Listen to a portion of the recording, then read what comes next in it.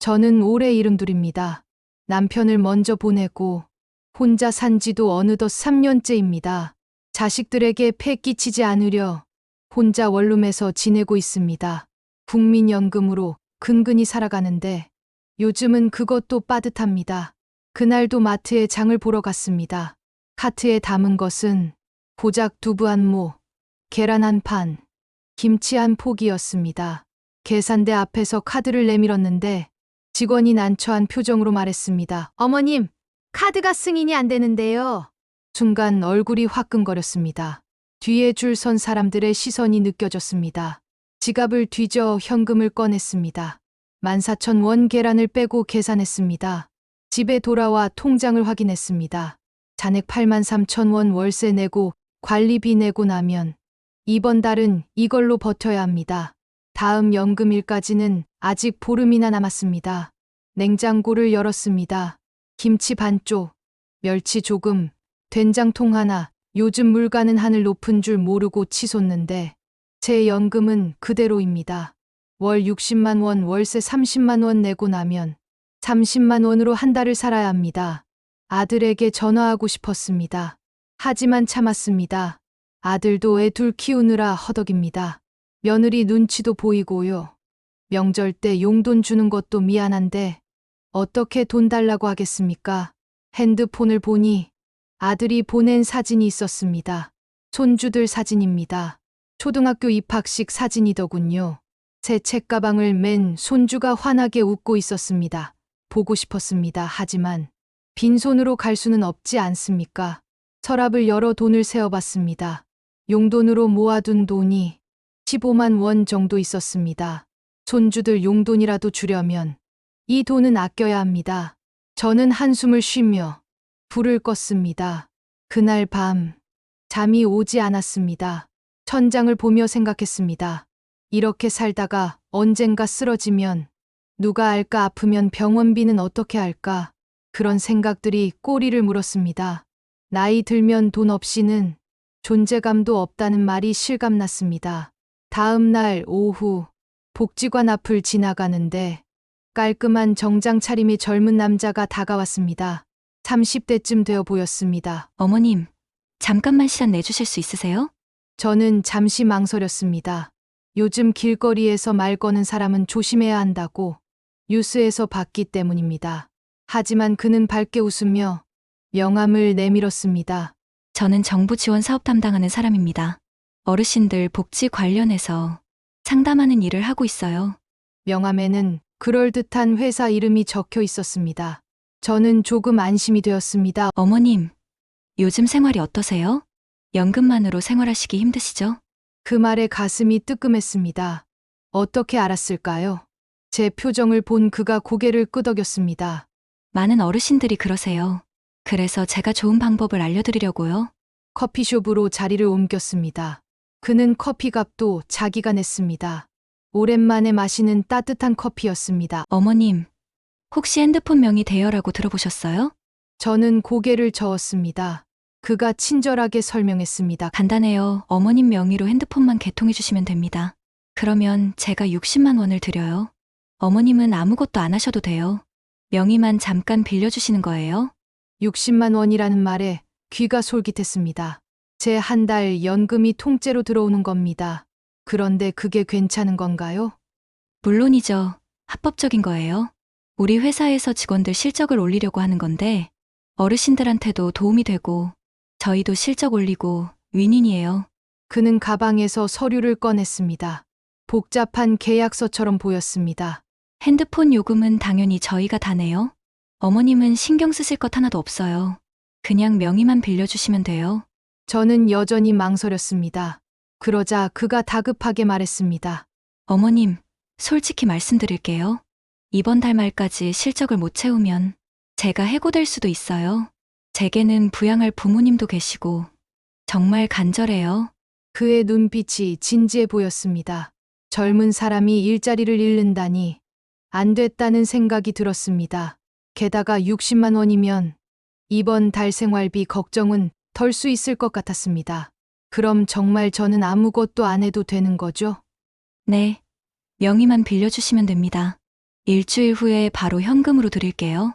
저는 결국 고개를 끄덕였습니다. 그때는 몰랐습니다. 이것이 제 인생 최악의 선택이 될 줄은. 다음 날, 그 남자에게서 전화가 왔습니다. 만나자고 했습니다.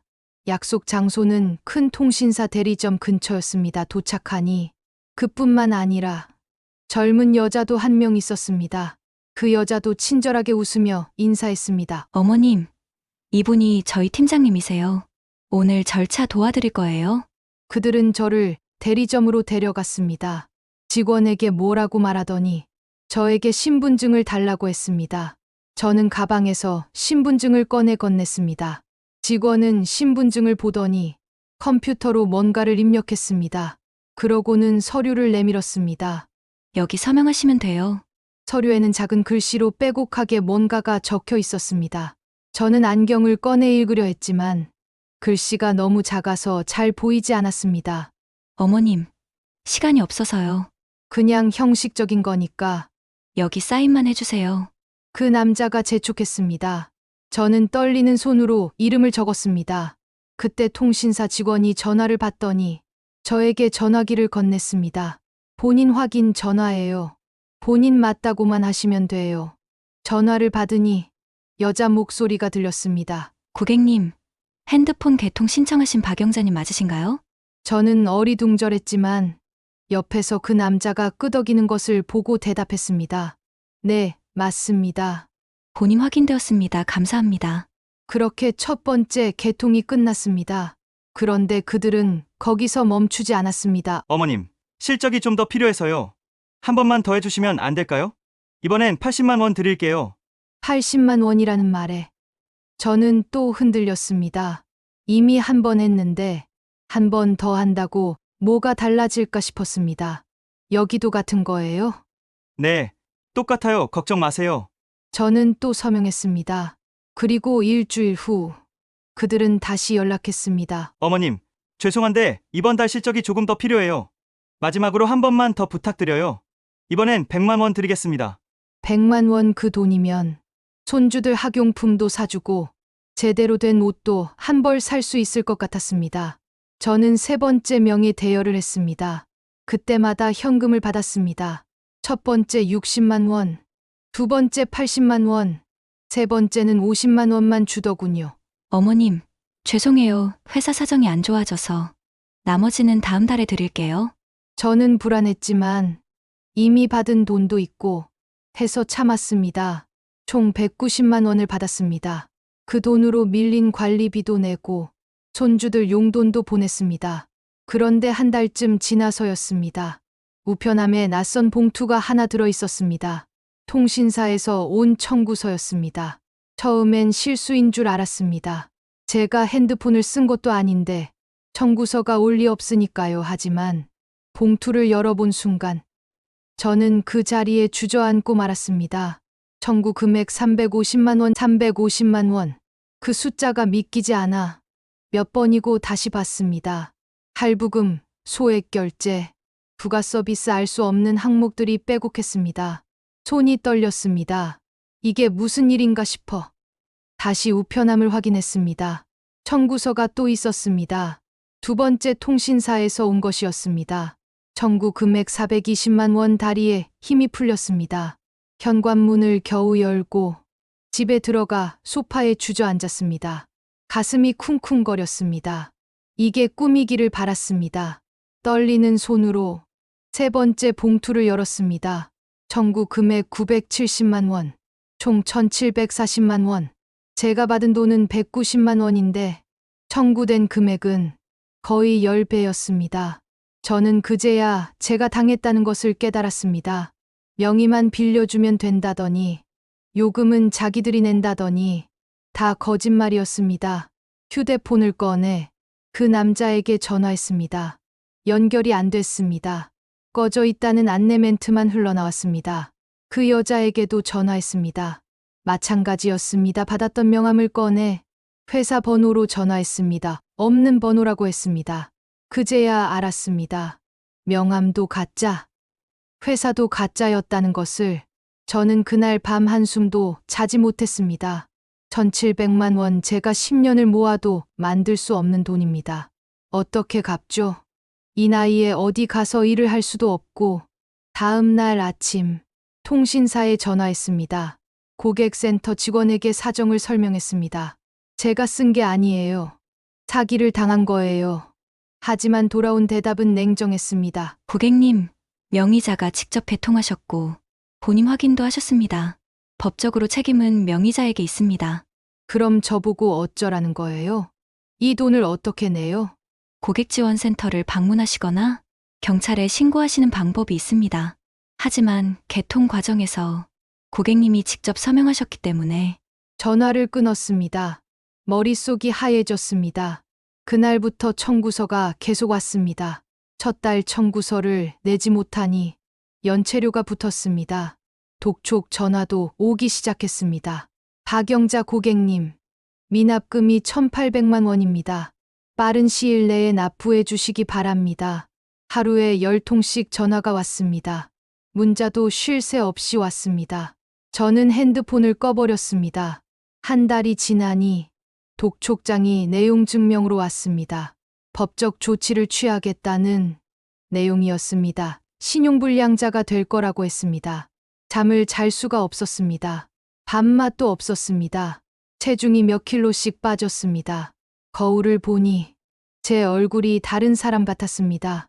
핏기 없고 초췌한 노파가 거기 있었습니다. 복지관에도 나가지 못했습니다. 사람들을 볼 면목이 없었습니다. 혹시 소문이라도 나면 어쩌나 싶어 집 밖으로 나가는 것도 두려웠습니다.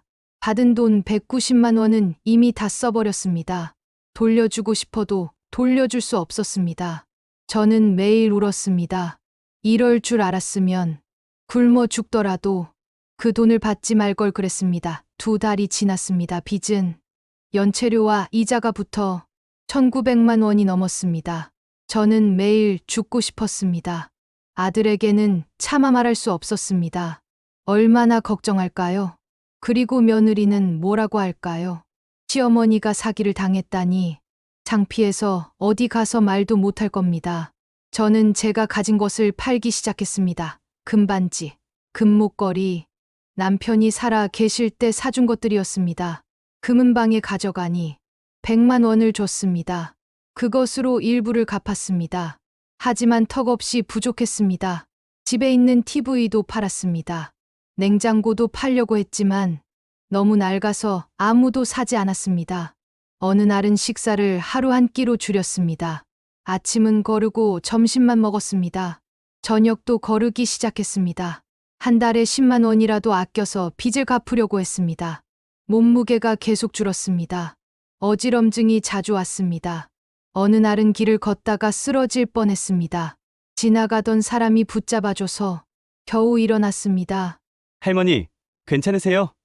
병원 가셔야 하는 거 아니에요? 저는 손을 저으며 괜찮다고 했습니다. 병원은 무슨 병원입니까? 병원비가 얼마인데요? 집에 돌아와 거울을 봤습니다.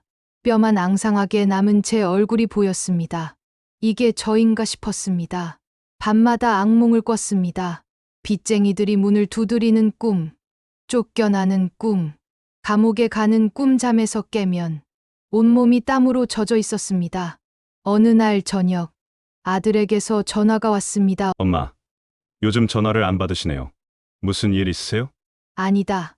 아무 일도 없어. 목소리가 떨렸습니다. 아들이 눈치챌까봐 급히 말했습니다. 엄마 건강하시지?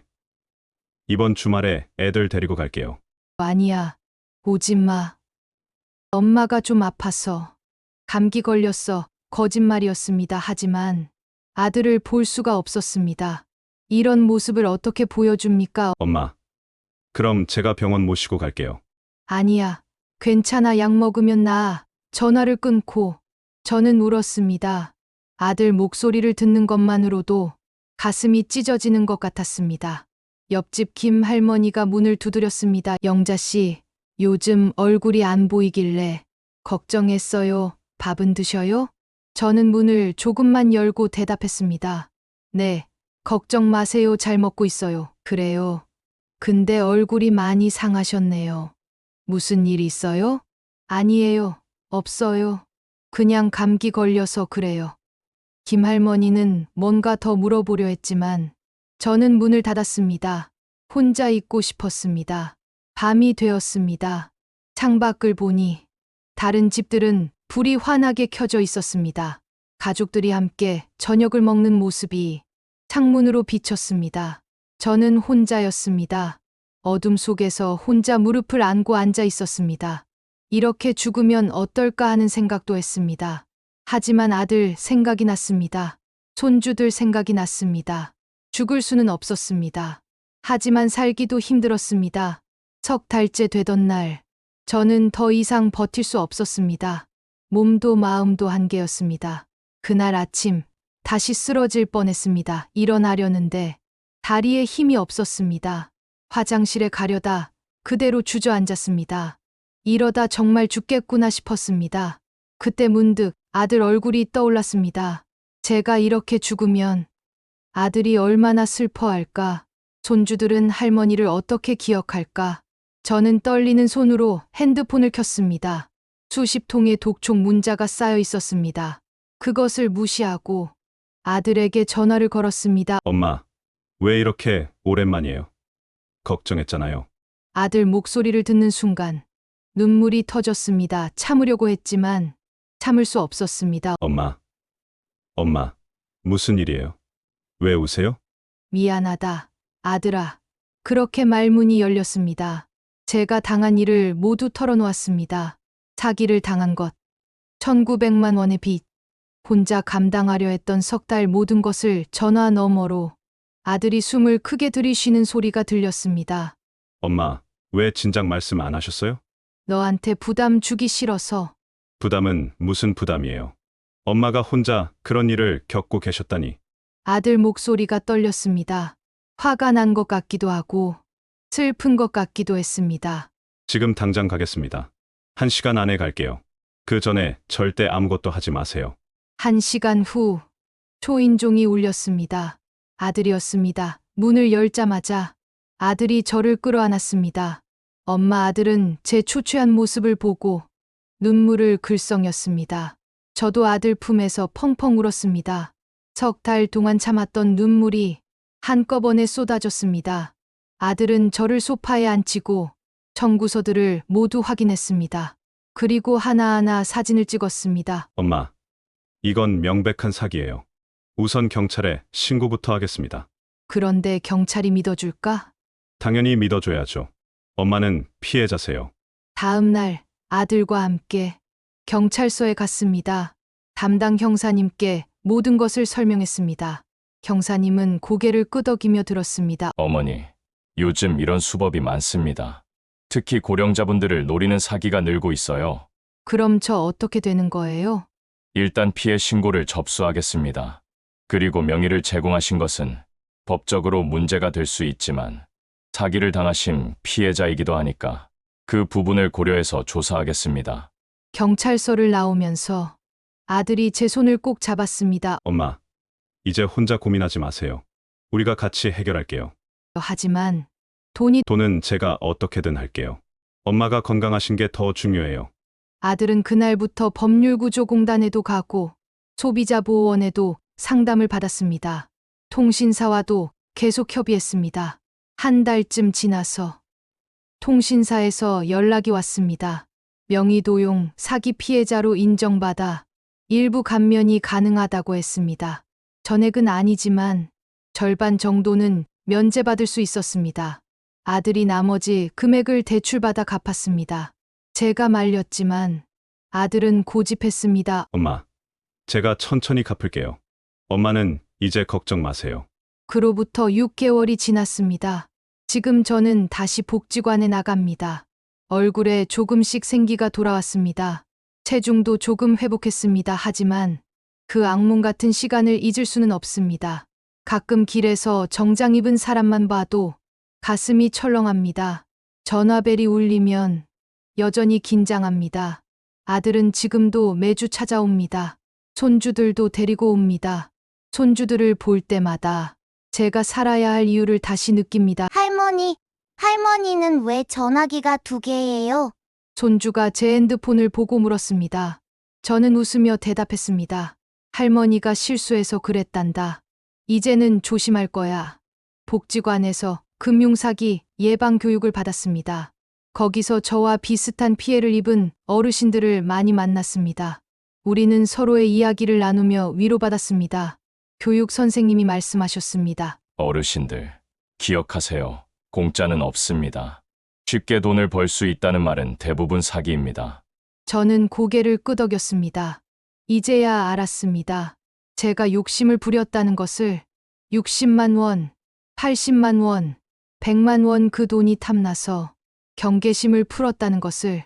엊그제는 옆집 김 할머니가 찾아왔습니다. 영자 씨, 나한테 좋은 일자리가 있다는 사람이 전화했는데 어떻게 생각해?